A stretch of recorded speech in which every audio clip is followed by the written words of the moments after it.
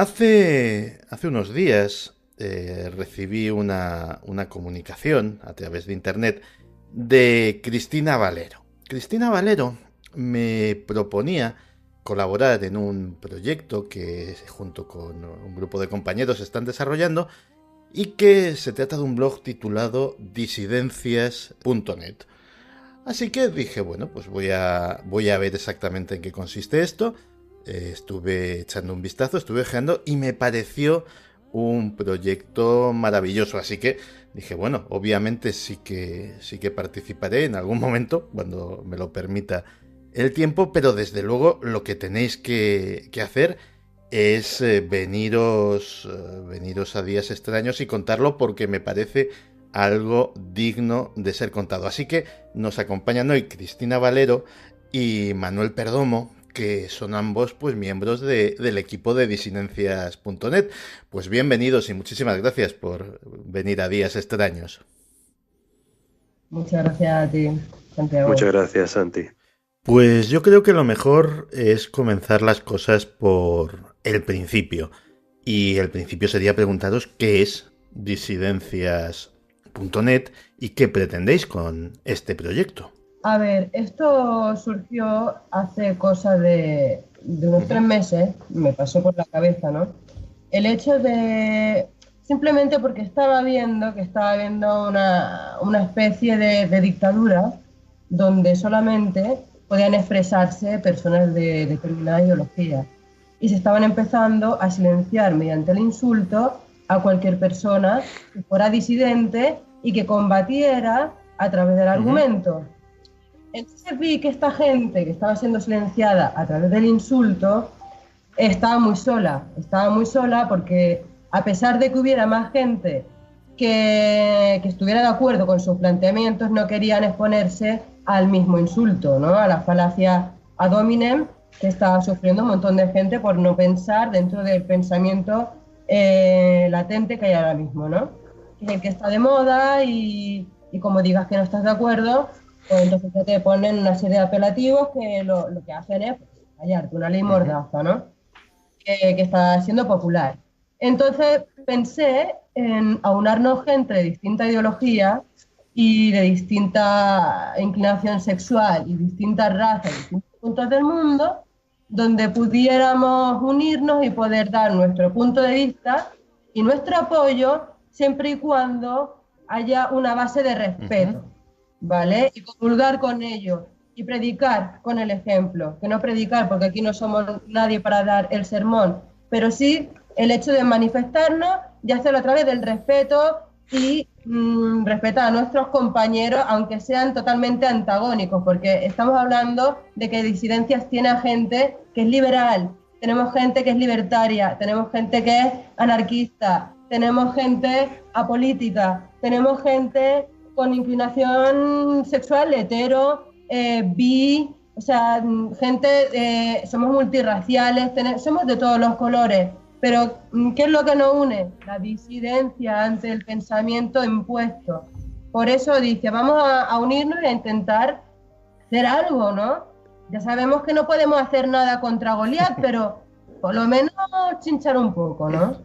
Ese fue un poco el planteamiento que yo hice. Pues no es un mal planteamiento. De hecho, Incordiar está muy bien. Hay una canción de Rosendo que me encanta, que se llama Loco por Incordiar, que siempre la he tomado yo como punto de inspiración. Yo soy una personita muy siglo XX y claro, en el siglo XX resulta que la propaganda y la represión eran básicamente patrimonio y monopolio de los estados. Eran los estados los que te reprimían, Cierto. los que te censuraban, eran los estados los que te intentaban adoctrinar, los que te hacían propaganda, pero me encuentro que ahora en el siglo XXI eso se ha Ujú. externalizado de alguna forma y esas tareas empiezan a caer sobre los ciudadanos, cosa que me sorprende y me alarma en cierto sentido. S- Efectivamente. Esto lo explica muy bien el escritor y periodista Juan Ujú. Soto Ibars en su libro Arden las redes, que es una lectura que recomiendo a todo el mundo para comprender un poco lo que sucede, y es que ahora mismo es verdad que los linchamientos no son incentivados por el Estado, o sea, la represión no es algo exclusivo del gobierno, sino que es algo que ha pasado a manos de ciudadanos que muchas veces lo que hacen es acosar a otros a través de las redes sociales. No es una censura per se, porque no es algo que te vaya a castigar, no es que sea el gobierno o la administración quien te vaya a sancionar, sino quien te sanciona son tus propios vecinos.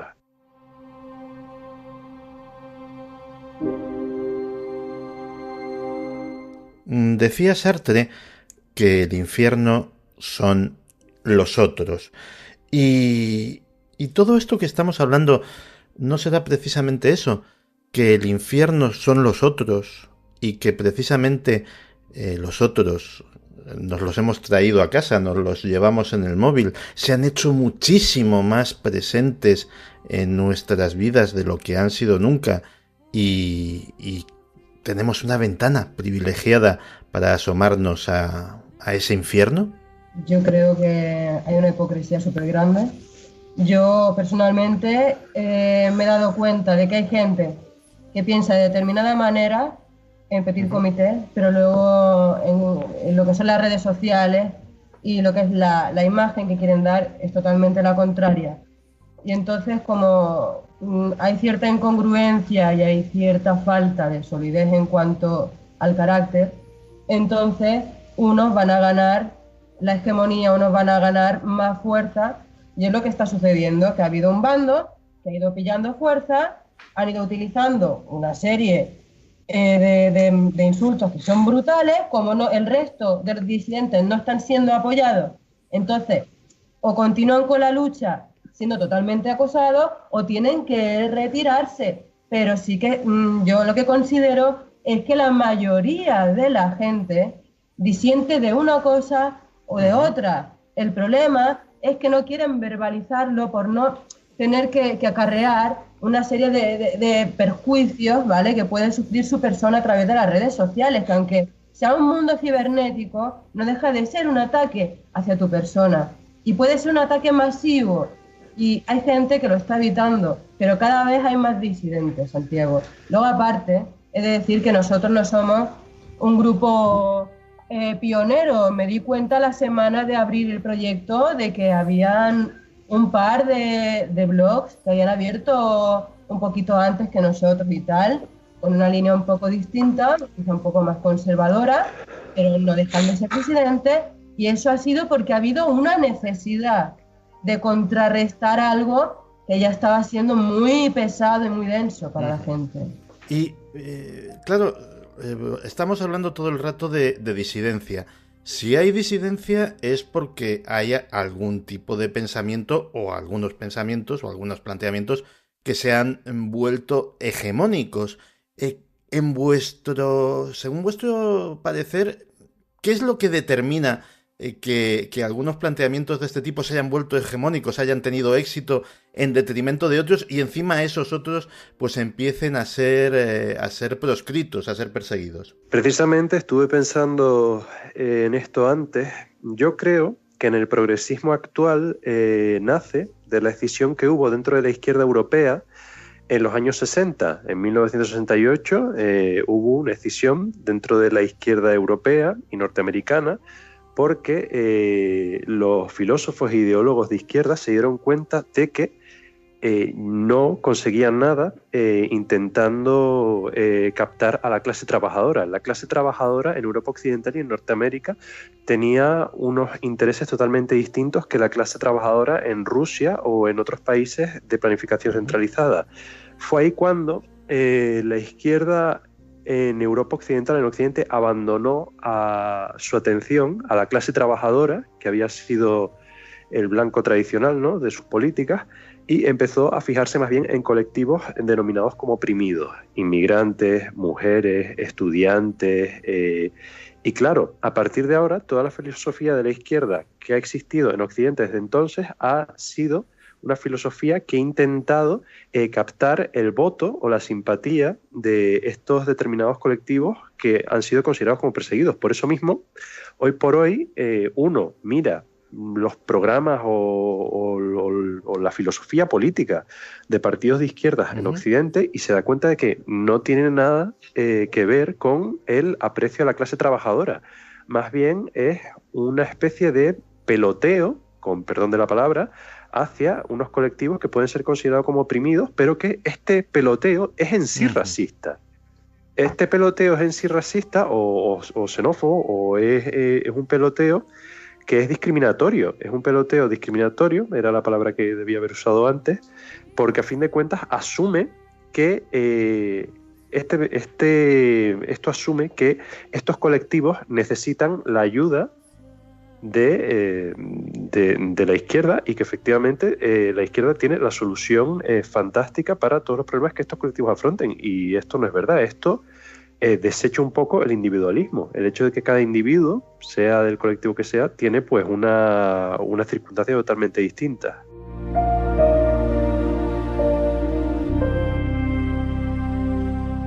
Hay un refrán que siempre me ha hecho muchísima gracia, que afirma que pueblo pequeño, infierno grande.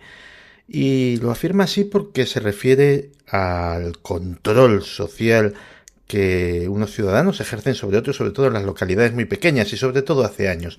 Esas viejas cotillas que te espiaban desde las ventanas, esos corrillos en los que se censuraban actitudes. ¿Es posible que esa forma de represión cateta y aldeana se haya trasladado a otra aldea, a la más grande de todas, a la aldea global? Por supuesto. Por un lado, los medios de comunicación están dando mucha mayor, ¿cómo te lo puedo decir?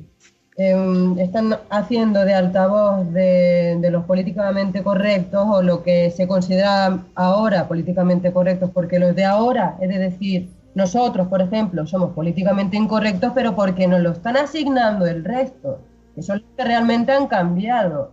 Nosotros conservamos nuestra esencia y vamos evolucionando, pero nos hemos convertido en políticamente incorrectos simplemente por no estar de acuerdo en lo que decía Manuel, en el tema de que, a ver, porque hayan una serie de minorías que hayan pasado una serie de adversidades a lo largo de la historia, no quiere decir que estén desamparados, que es lo que se está vendiendo.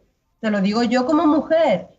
Por ejemplo, ahora mismo, hablando de la publicidad, que era lo que estabas tú comentando, Santiago, yo como mujer de Occidente, te puedo decir que gozo de ciertos privilegios y no me siento para nada inferior al hombre, ni necesito ningún tipo de protección adicional, ni necesito, yo qué sé, que me coloquen una ley de paridad de género para que poder tener acceso, por ejemplo, al Senado o a cualquier otro lugar. El simple hecho de yo estar cualificada me puede hacer acceder a cualquier lugar.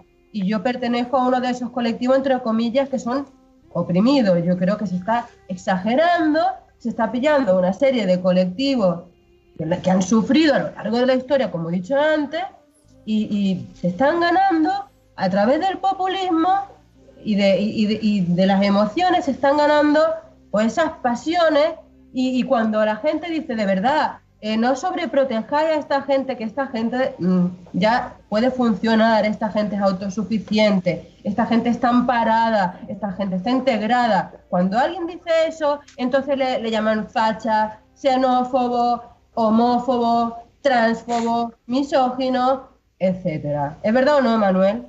Sí, y yo he de decir que como Cristina yo también pertenezco a un colectivo que ha sido históricamente discriminado, en mi caso pues como soy bisexual, el colectivo LGBTI, y el problema es que, a ver, es cierto que yo como miembro de este colectivo muchas veces con otros gays, otras lesbianas, otros bisexuales, yo muchas veces he chocado políticamente, en un sentido político, porque obviamente pues el colectivo LGBTI tiende políticamente a la socialdemocracia. Yo pues me defino políticamente un poco más como liberal, como libertario, pero es cierto que estas políticas estatales o de la administración, sea del nivel que sea, que intentan proteger, entre comillas, a colectivos que han sido históricamente discriminados, muchas veces lo que hacen es generar una dependencia innecesaria y que en ocasiones mismo se puede volver contra el colectivo. Por ejemplo, en Estados Unidos, con el tema de la discriminación positiva en las universidades, quien más está sufriendo por esta discriminación positiva es el colectivo de la minoría asiática. O sea, en Estados Unidos, por ejemplo, los asiáticos son el 5% de la población, pero en cambio son el 50% en casi todas las universidades. Y claro, las políticas de discriminación positiva que se hicieron hace años con objetivo de ayudar a colectivos discriminados a entrar en la educación superior, ahora mismo lo que están haciendo es daño a estas minorías, que se llaman minorías modelo, y efectivamente, pues al final, mucha gente de estas minorías se está quejando de que en realidad lo que la discriminación positiva hace es hacerles daño, porque son políticas paternalistas, son políticas que beben de un paternalismo del Estado, que ya digo, lleva en boga desde los años 70 o así.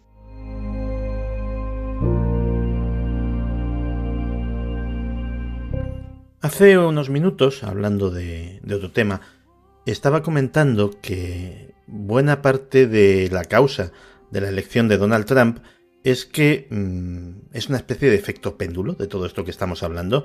Tanto cuidadito a la hora de escoger las palabras, de coger los términos, de hablar, tanto cuidado a la hora de hacer políticas, pues eso habían provocado un hartazgo en una parte importantísima de la población que estaba esperando que alguien le hablase en un lenguaje directo, le hablase de sus problemas, de las cosas que realmente le preocupaban sin hipocresía, y cuando llegase esa persona, fuera quien fuera, iba a llevarse el gato al agua, y en este caso tocó Donald Trump. ¿Creéis que es posible que ese fenómeno se repita en Europa? Yo creo que estamos viviendo un momento de transición, de verdad. Yo creo que ya hemos tocado el culmen de la corrección política, la gente se ha sentido asfixiada y ahora están naciendo grupos disidentes para contrarrestar y para disolver un poco toda esta fuerza emotiva que se ha venido alimentando durante ya varios años y hemos estado callando. Nosotros hemos estado callando y cada vez hay menos gente, o cada vez hay más gente que quiere hablar y menos gente que quiere callar.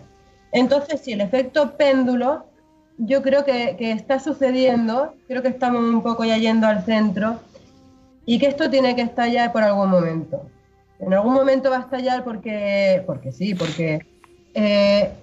la izquierda, por un lado, a mucha gente que nos consideramos de izquierda nos está decepcionando, porque se supone que la izquierda iba en contra de lo que era el conservadurismo, y ahora se están volviendo más conservadores y más prohibicionistas que nunca. A mí, como persona de izquierda, yo me considero de izquierda, me tiene totalmente atolondrada, no comprendo nada. No veo que sean mejores que la gente fascista, y están comportando como gente fascista, ¿no? Entonces, la gente que nos consideramos de izquierdas de verdad, que no es que sea una izquierda más buena que la otra, pero de esa rama de la izquierda, vamos a intentar disolver esto y ya te digo, va a haber un efecto péndulo y al final de tanta corrección nos vamos a volver más destroyers que nunca y vamos a empezar combatiendo con incorrección. Es que estoy totalmente segura. Es que son mecanismos de defensa que han estado sucediendo a lo largo de la historia del hombre y siempre ha estado pasando. Pasamos del libertinaje al catolicismo y así con un montón de te lo puede decir Manuel como sociólogo. Han habido siempre vaivenes, ¿vale? Ha habido libertinaje y luego se tienen que constreñir esas libertades y luego otra vez volvemos al libertinaje. Son eso, mecanismos de defensa. Es verdad lo que ha dicho Cristina, que muchas veces alternamos entre épocas de más libertad o libertinaje y en épocas de más conservadurismo. pero yo creo que efectivamente la corrección política no va a desaparecer de un día para otro, sino que seguirá todavía presente en las instituciones, pero es que más gente se va a mover fuera de ese ámbito de corrección política.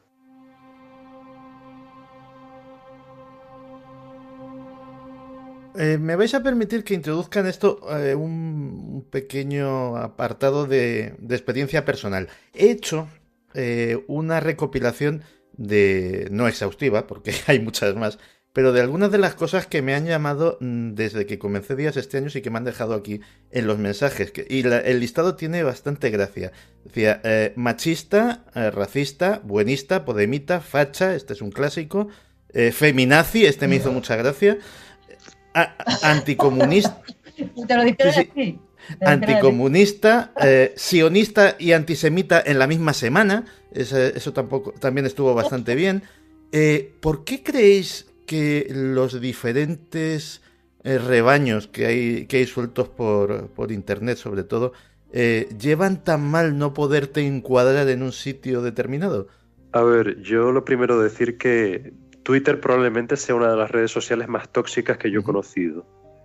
O sea, en ese aspecto yo diría que Facebook, Tumblr, Reddit le dan 1000 vueltas a Twitter porque francamente yo creo que en 140 caracteres tú no puedes expresar un pensamiento coherente. Twitter es una herramienta solo para formar consignas políticas y ya está. Así que es normal que la mayoría de cosas que se leen ahí sean insultos insultos y descalificaciones.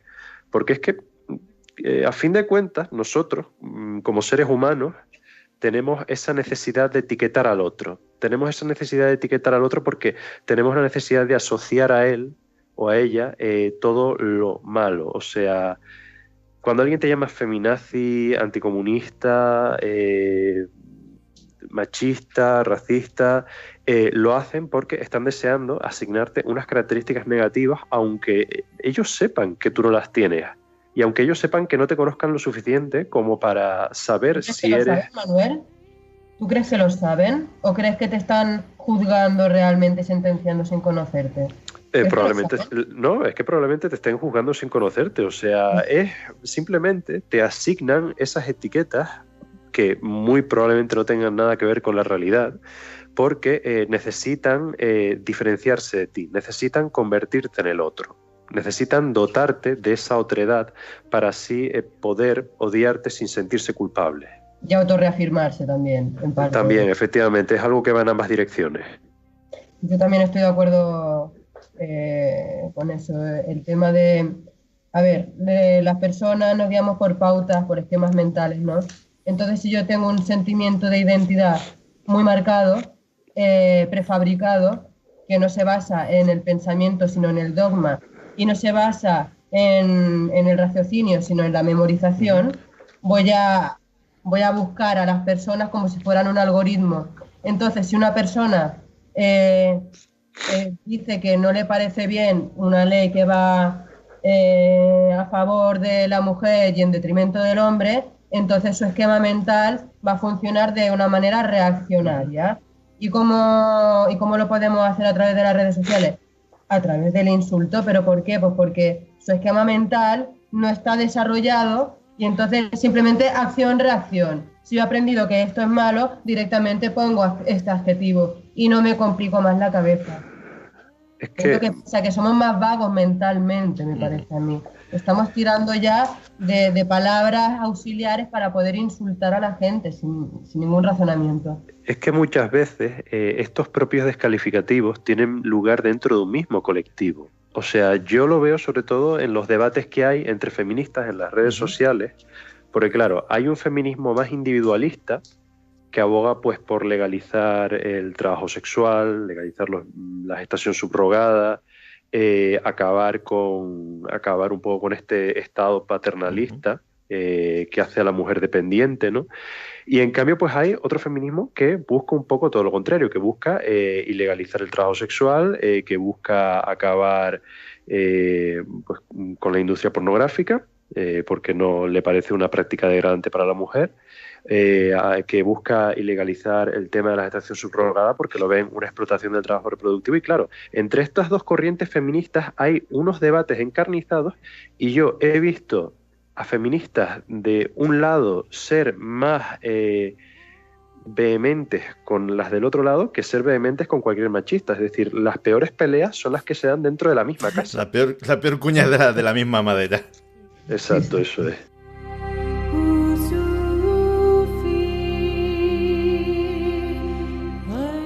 Y todo este alarde de actitud generalizada no vendrá de una cierta ilusión, de un cierto espejismo, de decir, bueno, es que en las redes sociales todos nos sentimos como activistas, nos sentimos como defensores de nuestras ideas, estamos haciendo algo, estamos luchando, y resulta que en realidad no estás luchando, estás rascándote la barriga en el sillón y aporreando el tecladito, pero poco más.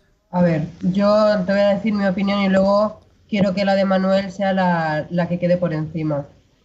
Yo el otro día escribí en Twitter sobre ello, hablando de que nosotros los de disidencia no somos activistas al uso, nosotros somos personas que estamos ejerciendo la libertad de expresión de manera escrita, como se ha hecho toda la vida. Han habido grandes intelectuales que no han salido de su casa y han estado escribiendo libros que han hecho que florezcan ideas a la gente.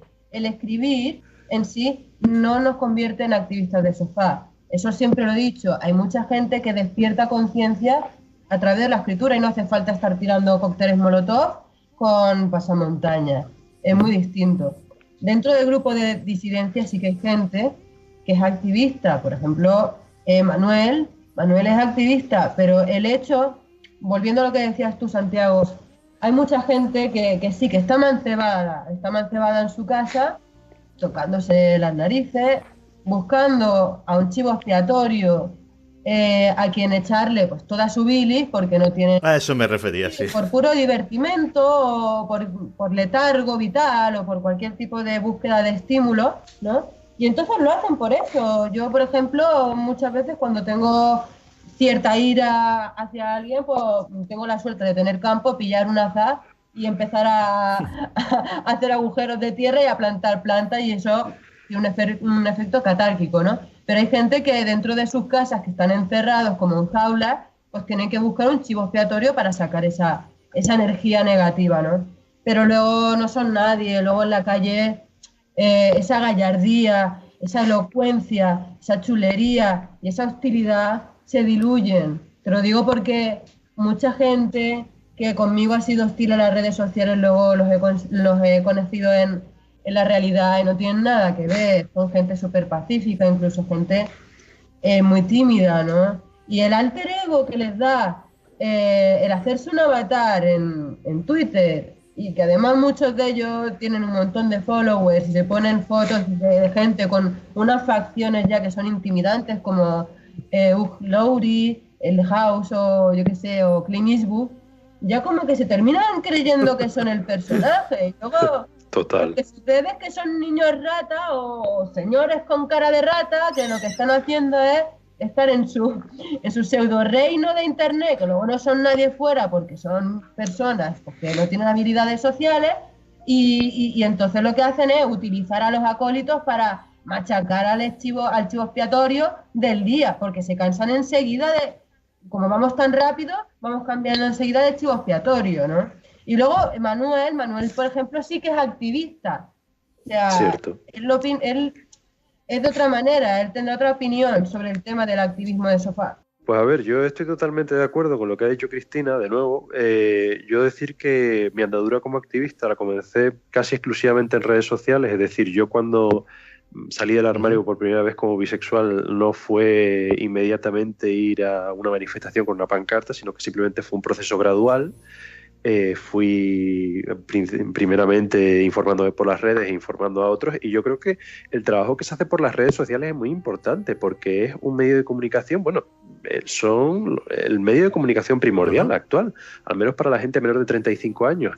Ahora bien, yo tengo que matizar un poco, que es que ahora, por ejemplo, los conflictos que tienen lugar en nuestra sociedad muchas veces tienen lugar a través de las redes sociales. Por ejemplo, el tema de la situación de Cataluña ha sido un conflicto que se ha llevado a cabo fundamentalmente en las redes sociales. Es una batalla sobre todo por la promoción, la publicidad, la propaganda, y eso es algo que muy poca gente ha tenido en cuenta, sobre todo muy poca gente del sector unionista. Yo creo que ellos se han fijado quizás en otros medios de comunicación más tradicionales, pero es que, por ejemplo, yo veo normal que mucha gente joven lleve a cabo la revolución por las redes sociales, porque es que tengamos en cuenta que somos la generación, yo tengo 29 años, no hemos vivido un conflicto verdadero, de gran magnitud.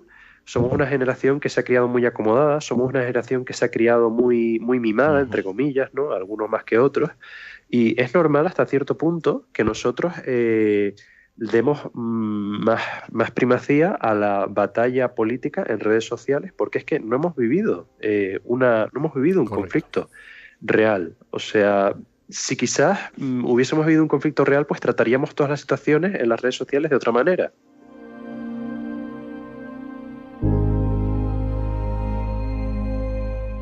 Hace mucho tiempo, en la introducción de un libro, escribí que si la realidad fuera como un valle, como un precioso paisaje, sería una lástima, sería una completa pena observarlo siempre desde el mismo mirador.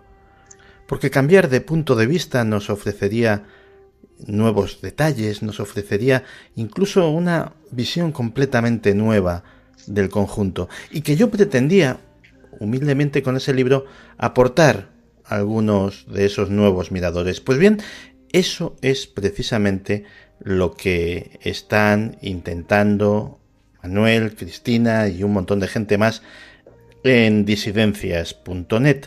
Así que os recomiendo que os deis una vueltecita, que lo mismo pues encontréis alguna cosa que os sorprenda. Es posible que incluso alguna contribución mía en un futuro no muy lejano. Y bueno, pues quería agradeceros a ambos vuestra amabilidad por atendernos, sobre todo a Cristina, que tiene un gripazo de padre muy señor mío y aún así pues ha querido estar con nosotros. Así que te deseo que te recuperes lo más pronto posible y tengas esa energía maravillosa que aplicas a todo. Ay, Dios te oiga, muchas gracias a ti y a mi compañero Manuel.